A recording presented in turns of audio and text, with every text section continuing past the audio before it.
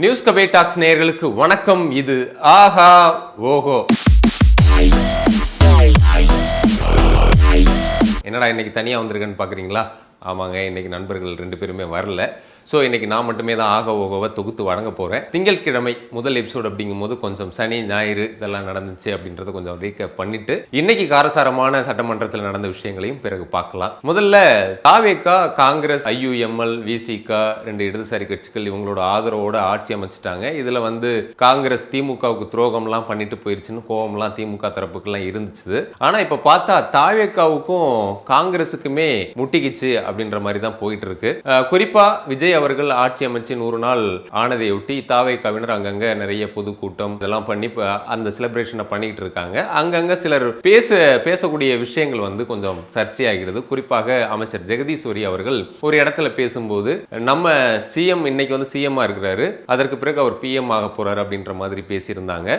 இது தொடர்ச்சியா இவங்க மட்டுமே இல்ல, நடுவில் ஆதவர்ஜுனா அவர்கள் கூட சட்டமன்றத்தில் பேசும்போதே பேசியிருந்தாரு. தென் மாநிலங்கள்ல இருந்து ஒருத்தர் பிரதமரா வரணும், தமிழ்நாட்டில இருந்து வரணும் அப்படின்றது மாதிரி கூட குறிப்பிட்டு பேசியிருந்தாரு. அப்பவே சிறு சலசலப்பு ஏற்பட்டுச்சு. அப்போ இவங்க இந்தியா கூட்டணிக்குள்ள இன்னும் இணையலையா, ராகுல் காந்தி அவர்களை இவங்க பிரதமர் வேட்பாளரா ஏத்துக்கலையா அப்படின்ற மாதிரியான யோசனைகள் இல்ல சில சந்தேகங்கள் காங்கிரசினருக்கு ஏற்பட தொடங்கிருச்சுன்னு சொல்லலாம். ஏன் அப்படின்னா இந்தியா கூட்டணி தொடங்கினதுல இருந்தே மு.க. ஸ்டாலின் அவர்கள் ராகுல் காந்தி அவர்களை எங்கேயுமே விட்டு கொடுக்கல. இந்தியா கூட்டணியில மற்ற கட்சியினர் கூட ராகுல் காந்திய பிரதமர் வேட்பாளர் அப்படின்னு சொல்ல தயங்கின அந்த காலகட்டத்திலேயே பிரதமர் வேட்பாளர் அப்படின்னு அறிவிச்சவர் மு.க. ஸ்டாலின் அவர்கள் தான். அந்த அளவுக்கு அவர் ராகுல் காந்தி அவர்களோடும் காங்கிரசினுடையும் ஒரு நல்ல உறவுல தான் இருந்தாங்க. திடீர்னு இந்த தேர்தலுக்கு பிறகு திடீர் கூட்டணி மாறுதல்கள் எல்லாம் பார்த்தோம். மே 4க்கு பிறகு திமுகவும் இந்தியா கூட்டணியினுடைய எந்த ஒரு கூட்டத்துக்கும் அவங்க போகல, கலந்துக்கல அப்படின்றதும் இருக்குது. ஸோ இந்த சூழ்நிலையில திடீர்னு முதல்ல திமுக கூட்டணியில இருந்து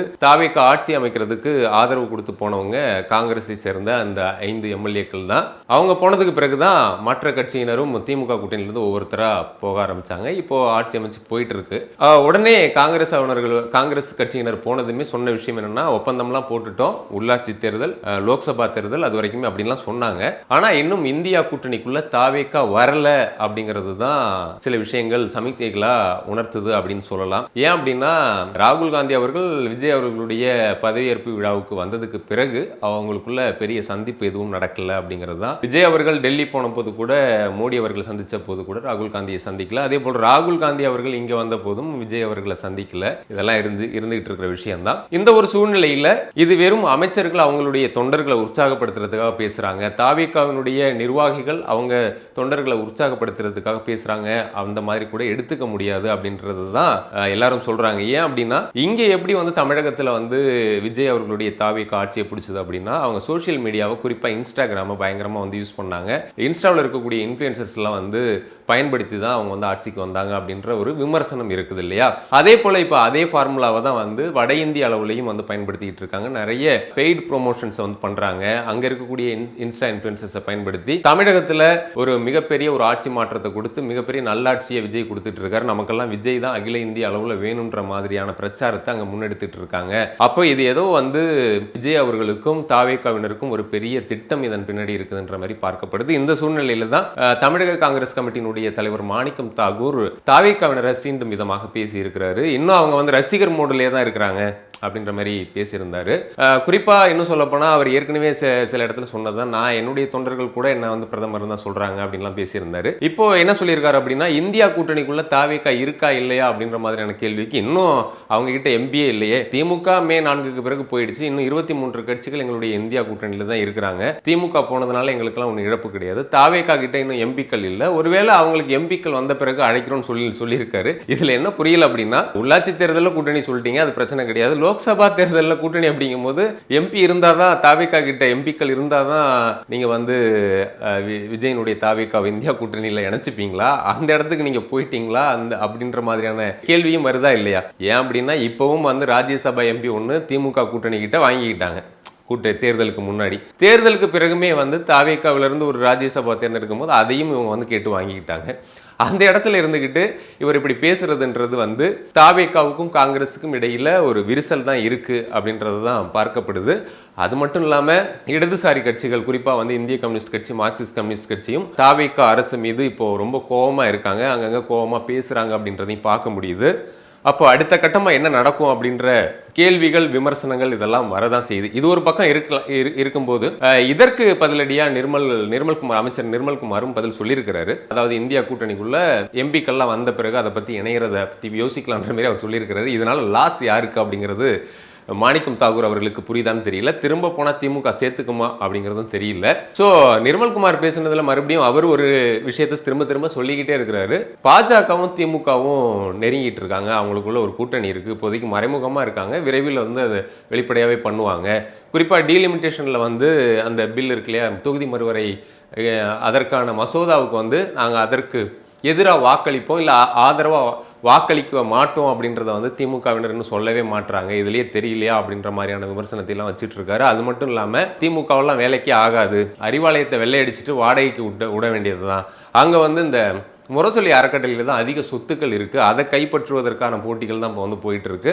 அதை கைப்பற்றிட்டாங்க அப்படின்னா அறிவாலயத்துக்கும் வெள்ளையடிச்சு வாடகைக்கு விட்டுட்டு வேற தொழில் பார்க்க போயிடுவாங்கன்ற மாதிரி எல்லாம் விமர்சனத்தை ரொம்பவே சூடாவே வந்து திமுக மேல வச்சிருக்காரு. அமைச்சர் நிர்மல்குமார் அவர்கள் இப்படி பேசியிருந்தா இங்க திமுகவினுடைய எதிர்க்கட்சி தலைவராக இருக்கக்கூடிய உதயநிதி அவர்கள் சும்மா இருப்பாரா? அவரும் வந்து நேற்று ஒரு தஞ்சாவூர் பக்கத்தில் பட்டுக்கோட்டையில் ஒரு திருமண விழாவில் கலந்துக்கிட்டு பேசினவர் வந்து இப்போ இருக்கிறவங்களாம் என்ன சர்க்கார் நடத்துகிறாங்களா இல்லை சர்க்கஸ் கூடாரம் நடத்துகிறாங்களான்னு தெரியல அப்படின்ற மாதிரியான காட்டமான விமர்சனங்களையும் வச்சிருக்கிறாரு. எந்த கைது நடவடிக்கைக்கும் நான் பயப்படுறவங்க கிடையாது, அதுவும் வந்து குறிப்பாக நான் இந்த விவசாயிகளுக்காக தான் இங்கே வந்து பேசினேன், விவசாயிகளுக்காக தான் போராட்டம் பண்ணுறதுக்காக வந்தேன், நான் வந்து டம்மி முதலமைச்சர்லாம் பேசினேன், அதுக்கெல்லாம் வந்து அவங்களுக்கு கோபம் வரல, காவேரியில் ஏன் தண்ணி வரல அப்படின்னு வந்து கேட்டதுமே கோபம் வந்து என்னை கைது பண்ணணும் அப்படின்ட்டு வந்துட்டாங்க. அதுக்கு பிறகு கோர்ட்லேயும் போயிட்டு நாங்கள் அப்படியெல்லாம் கைதெல்லாம் பண்ணல, ஒரு விசாரணைக்காக தான் கூப்பிட்டு போகிறோன்னு சொல்லி பல்ட்டி அடிச்சிட்டாங்க. இந்த மாதிரியான ஒரு அரசாக தான் இது போயிட்டு இருக்குது, ஃபுல்லாக வந்து சர்க்கார் மாதிரியே தெரில, சர்க்கஸாக தான் இது இருக்குது அப்படின்ட்டு. அதே போல் சட்டமன்றத்திலையுமே வந்து கேள்விகள் கேட்டால் அதற்கான பதிலே சரியாக சொல்ல மாட்டாங்க. குறிப்பாக 3 அமைச்சர்கள் தான் பேசுகிறாங்க, அது கூட தவறுன்னு சொல்ல மாட்டேன், ஆனால் கேட்ட கேள்வி ஒன்றா இருக்கும், ஆனால் அதுக்கு அசர்ற மாதிரி ஒரு பதில் சொல்லுவாங்க பாருங்க, சுற்றி அழைச்சி அப்படின்ற மாதிரியான விமர்சனத்தை வச்சு. குறிப்பாக சட்டமன்றத்தை ஏற்கனவே அவர் சொல்லியிருந்தாரு, இது சூப்பர் சிங்கர் மாதிரியே தான் போயிட்டு இருக்கு அப்படின்னு.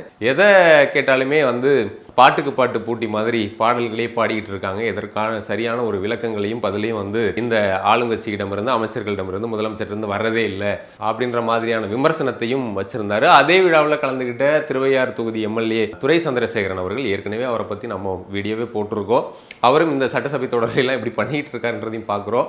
ரொம்பவே துடுக்கா அவருடைய முகப்பாவனைகள் மூலமாகவும் நக்கலான பேச்சு மூலமாகவும் அவர் வந்து அதிரடியாக இப்போ வந்து வைரல் ஆகிட்டு வர்றாரு. நேற்றைக்கு பேசினதுமே ரொம்ப வைரலான விஷயம் மட்டும் இல்லை, சர்ச்சையான விஷயம்னு கூட சொல்லலாம். அமைச்சர்கள் எல்லாம் கொஞ்சம் ஒருமையிலேயே கூட பேசிட்டாரு. குறிப்பாக எதிர்க்கட்சி தலைவர் உதயநிதியை வச்சுக்கிட்டு அவர் அப்படி பேசிட்டாரு. குறிப்பாக வந்து அவருக்கு வந்து அமைச்சர்கள் ராஜ்மோகன், நிர்மல், ஆதவ் அர்ஜுனா இவங்க மேலையெல்லாம் கடும் கோபம் இருக்கிறத வந்து பார்க்க முடிஞ்சுது. அதையெல்லாம் அவர் வந்து பேசினது வந்து இப்படியெல்லாம் பேசலாமா ஒரு எதிர்க்கட்சி தலைவர் இருக்கும்போது அப்படின்ற மாதிரியான விமர்சனங்களையும் வைக்கிறாங்க. நம்மளும் தொடர்ந்து சட்டசபை நிகழ்வுகளை நேரலையிலையும் பார்த்துக்கிட்டு இருக்கோம், எந்த மாதிரி போயிட்டு இருக்கு அப்படின்றத. ஸோ இந்த மாதிரி விஷயங்கள் 2-3 நாளாக போயிட்டு இருக்கு. ஸோ வந்து தாவேகா காங்கிரஸ் கூட்டணி அடுத்து என்ன ஆகும், இல்லை உண்மையிலேயே தாவேகாவுக்கு அகில இந்திய அளவில் விஜய் அவர்களுக்கு பிரதமர் ஆகணும் அப்படின்ற எண்ணத்தோடு அவங்க இருக்கிறாங்களா அப்படின்ற கேள்வியும் வருது. ஏன்னா தென்னகத்திலேருந்து பிரதமர்கள் ஆகவே இல்லைன்னா நம்ம சொல்ல முடியாது, ஏற்கனவே 2 பேர் ஆகியிருக்காங்க தென் மாநிலங்கள். ஆனால் தமிழ்நாட்டில் இன்னும் யாரும் ஆகலை. ஏற்கனவே கமலஹாசன் அவர்கள் கூட ஒரு 20 ஆண்டுகளுக்கு முன்னாடியெல்லாம் சொல்லியிருந்தார், வேட்டி கட்டினா ஒரு தமிழன் பிரதமர் ஆகணும்னு. அப்போ ப. சிதம்பரத்தை மனசில் வச்சுலாம் பேசியிருந்தார். இப்போது அதற்கான போட்டியில் அதற்கான ரேஸில் விஜய் அவர்களும் இருக்கிறார் அப்படின்ற மாதிரி தான் பார்க்க முடியுது. ஒருவேளை லேடியா மோடியா அப்படின்னு கேட்டு ஜெயலலிதா அவர்கள் 37 எம்பிக்களை பிடிச்ச மாதிரி தாவேகாவினரும் தனிச்சு நின்னே பாண்டிச்சேரி உட்பட 40 தொகுதியில் போட்டியிட்டு 40ஐயும் வென்றுட்டு அப்புறம் பிரதமராகலாம் அப்படின்ற திட்டத்தை வச்சுருக்காங்களான்னு புரியல. ஆனால் அதற்கான வாய்ப்புகளும் இருக்குது. ஏன்னா 3 வருஷத்துக்குள்ளே தமிழகத்தை வந்து முன்னேற்றிடுவோம், அதுக்கு பிறகு இந்தியாவை சரியாக கொண்டு போய் வந்து கரை சேர்க்கறதுக்கான சரியான தலைவர் நம்ம விஜய் தான் அப்படின்னு சொல்லி அமைச்சர் ஜெகதீஸ்வரி மட்டும் இல்லாமல் தாவேகாவினர் எல்லாமே ரொம்ப சீரியஸாக பேசிக்கிட்டு இருக்காங்க. வட இந்தியாவில் இந்த இன்ஸ்டா இன்ஃப்ளூயன்சர்ஸ் மூலமாக பண்ணக்கூடிய இந்த ரீல்ஸ் ப்ரொமோஷன்ஸுமே அங்கே பயங்கரமாக ஈடுபடுறதாகவும் சொல்கிறாங்க. ஸோ வந்து என்ன நடக்கும் அப்படிங்கிற, ஏன்னா இவர் முதலமைச்சர் ஆவாரா அப்படின்னு இங்கே இருந்தப்போ நிறைய பேர் நம்பல இல்லையா, இப்போ என்ன நடந்துச்சுன்னா அது மாதிரி இதையும் வந்து ஒரு விளையாட்டாக எடுத்துக்க முடியாதுன்றத பார்க்குறாங்க. காங்கிரஸினரும் இதை வந்து சீரியஸாக கவனிச்சிட்டு இருக்காங்க அப்படின்னு தான் பார்க்கலாம். இன்றைக்கி சட்டசபைக்கு வந்துடுவோம்.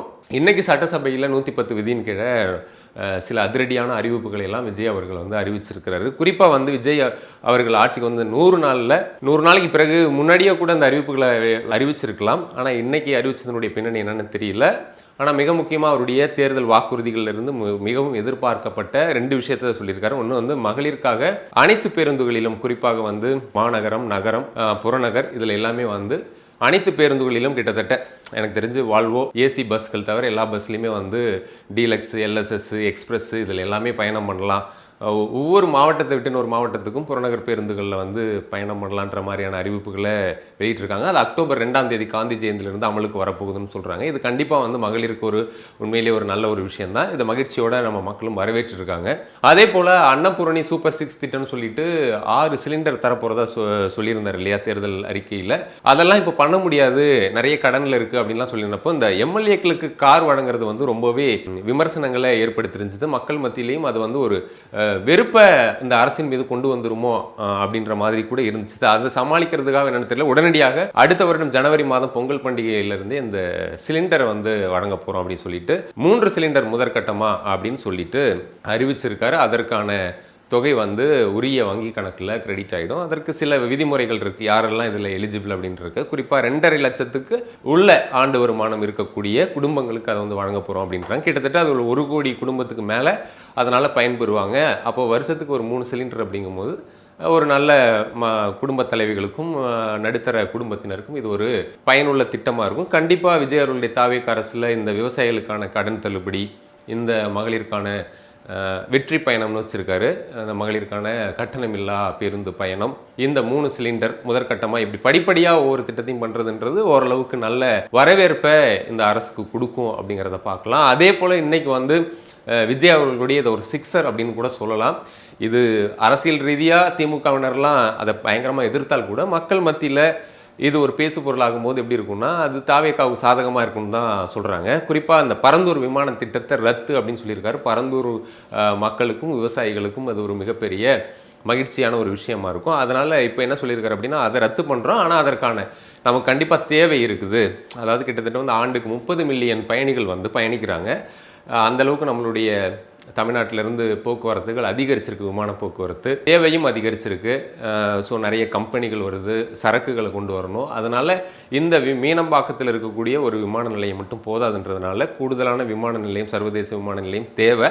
ஆனால் அதை வந்து விவசாயிகளும் கிராமங்களும் பாதிக்கப்படாத வகையில் ஒரு இடத்தை தேர்ந்தெடுத்து பண்ணுவோம். இப்போதைக்கு தற்காலிகமாக வந்து மீனம்பாக்கம் விமான நிலையத்தை வந்து கொஞ்சம் விரிவுபடுத்தி பயன்படுத்துவோன்ற மாதிரி அவங்க வந்து அறிவிச்சிருக்காங்க. இதை திமுக கடுமையாக எதிர்த்து வெளிநடப்பெல்லாம் பண்ணினாங்க. ஸோ பரந்தூர் விமான நிலையம் வராது அப்படின்னு சொல்றதன் மூலமாக நிறைய இழப்புகள் ஏற்படும். குறிப்பாக வந்து வெளிநாடுகளிலிருந்து சர்வதேச அளவிலிருந்து வரக்கூடிய நிறைய நிறுவனங்கள் இதனால் இங்கே வந்து தொழில் தொடங்குறதுக்கு யோசிப்பாங்க.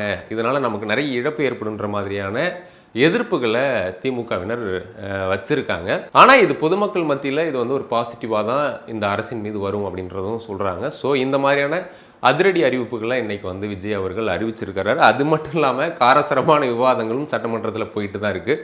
குறிப்பாக சட்டமன்றம் சொன்னாங்க இல்லையா, பாட்டுக்கு பாட்டு மாதிரிலாம் நடக்குதுன்னு.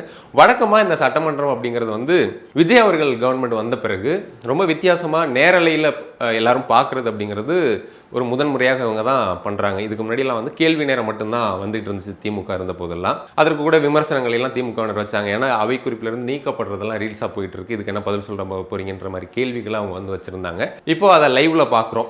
அது மட்டும் இல்லாமல் இந்த தாவேகா அரசு வந்த பிறகு இந்த சட்டமன்ற நிகழ்வு அப்படிங்கிறது வந்து வழக்கமாக என்னன்னா காலையில் 9:30 2 மணி வரைக்கும் நடக்கும். அதுக்குள்ளே முடிஞ்சிடும். தேவைப்பட்டால் அதற்கு மேலே மாலையில் 5 மணிக்கு தான் மறுபடியும் சட்டசபை கூடும் அப்படின்றது இருந்துச்சு. ஆனால் இப்போல்லாம் பார்த்தோம்னா 9 மணி 9:30 ஸ்டார்ட் ஆச்சுது அப்படின்னா 6:45 7 மணி வரைக்கும் சட்டமன்ற நிகழ்வு வந்து நடக்குது. இது ஒரு நல்ல விஷயம் தானே அப்படின்னு நம்ம பார்க்குறோம். ஆனால் அதே சமயம் என்ன சொல்கிறாங்க அப்படின்னா நடக்குதே தவிர ஆனால் சம்மந்தம் இல்லாமல் பேசிக்கிட்டு இருக்காங்க.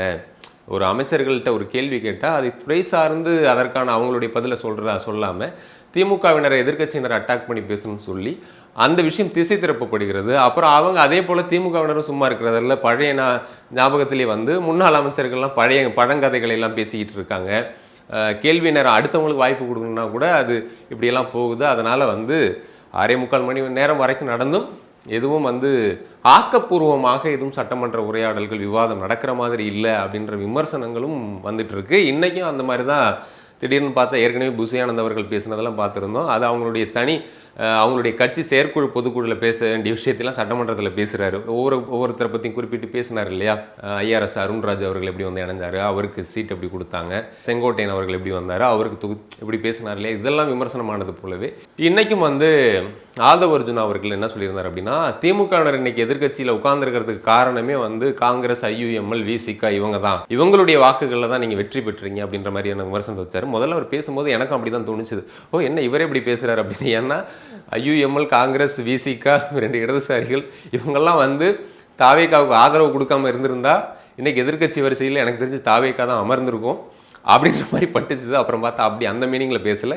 இந்த 59 இடங்கள் வெற்றி பெற்றாங்க இல்லையா திமுக, அதில் காங்கிரசினருடைய ஓட்டு இருக்குது, விசிகா ஓட்டு இருக்குது, ஐயுஎம்எல் ஓட்டு இருக்குது அப்படின்ற விமர்சனத்தை அவர் சொல்லியிருக்காரு. உடனடியாக அதற்கு எழுந்த நேரு அவர்கள் என்ன சொன்னார் அப்படின்னா, எங்களுடைய கூட்டணி கட்சி தகையோடு தான் நீங்கள் ஆட்சி அமைச்சிருக்கீங்க, அவ்வளோ ரோசம் இருந்தால் நீங்கள் அவங்கள வந்து வெளியில் அனுப்பிடுங்கன்ற மாதிரி அவரும் விமர்சனத்தை வச்சார். அதே போல் காங்கிரசினருக்கு வந்து நாங்கள் என்ன காங்கிரஸுக்கு நல்லது செய்யலைன்னுலாம் கேட்குறாங்க. நாங்கள் தான் வந்து மத்தியில் அவங்களுடைய கூட்டணிக்கு ஆதரவு தந்து அவங்கள ஆட்சியில் அமைக்கிறதுக்கெல்லாம் நாங்கள் தான் இருந்தோம் அப்படின்னு சொன்னார். அதற்கு செங்கோட்டையன் அவர்கள் சும்மாவா ஆதரவு கொடுத்தீங்க, 11 எம்பிக்களை வாங்கிக்கிட்டு தானே ஆதரவு கொடுத்தீங்கன்ற மாதிரி விமர்சனத்தை வச்சார். இது எனக்கு புரியல. ஏன்னா இப்போ தாவேகாவினுடைய ஆட்சிக்கும் 5 காங்கிரஸ் எம்எல்ஏக்கள் ஆதரவு கொடுத்துருக்காங்க, சும்மாவாக கொடுத்துருக்காங்க. 2 மந்திரி பதவிகளை வாங்கிட்டு தான் காங்கிரஸ் இங்கே ஆதரவு கொடுத்துருக்காங்க. ஸோ இது அரசியலில் இப்படி ஒரு விமர்சனங்கள் போயிட்டு இருந்ததை வந்து பார்த்தோம். இப்படி வந்து தொடர்ச்சியான விமர்சனங்கள் போயிட்டு இருக்குது. ஸோ இன்றைய மானிய கோரிக்கையில் நிறைய சுவைப்பட காரசாரமான விவாதங்களும் போச்சுது. எப்பயும் போல் நிறைய ஃபன்னான என்டர்டெயின்மெண்ட்டும் இருந்துச்சுது. இந்த நேரலை விஷயம் நிறைய பேருக்கு இப்போ நம்மளே வந்து இந்த பப்ளிக் பைட்ஸ்லாம் போகும்போது கேட்குறோம், நல்ல என்டர்டெயின்மெண்ட்டாக இருக்குது, இப்போலாம் சீரியல் பார்க்குறது இல்லை, நாங்கள் வந்து சட்டசபை தான் பார்க்குறோன்ற மாதிரியான கருத்துக்கள் எல்லாம் சொல்கிறாங்க. ஸோ இப்படி போயிட்டுருக்கு. பார்க்கலாம் நாளைக்கு என்ன நடக்குது, இன்னும் அரசியல் நிகழ்வுகள் அடுத்தடுத்து என்ன நடக்கும் அப்படின்றத நம்ம தொடர்ந்து நம்மளுடைய நியூஸ் கபே டாக்ஸ் சேனலை பார்த்துட்டு இருங்க. நாங்கள் தொடர்ந்து அந்த அப்டேட்களை தர உங்களுக்காக காத்துட்ருக்கோம். இந்த சேனலை சப்ஸ்கிரைப் பண்ணாதவங்க கண்டிப்பாக எங்களுடைய சேனலை சப்ஸ்கிரைப் பண்ணி உங்களுடைய ஆதரவு தாருங்கள். நன்றி, வணக்கம்.